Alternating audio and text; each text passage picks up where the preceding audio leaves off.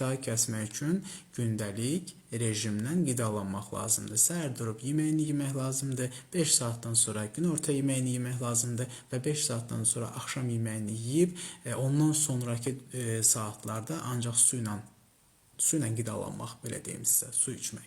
Və bunu 2 həftə, 3 həftə davamlı şəkildə eləsəz, düzgün qidalanmaq şərtindən, səhər dönər, axşam dönər, günorta dönər yemək yox. Eləsəz, görəcəksiniz ki, iştahınız 2 həftədən, 3 həftədən sonra yavaş-yavaş yox olur, heç yemək də istəmirsiniz. Sağlam qidalanma necə olur? Bir boşqab götürün.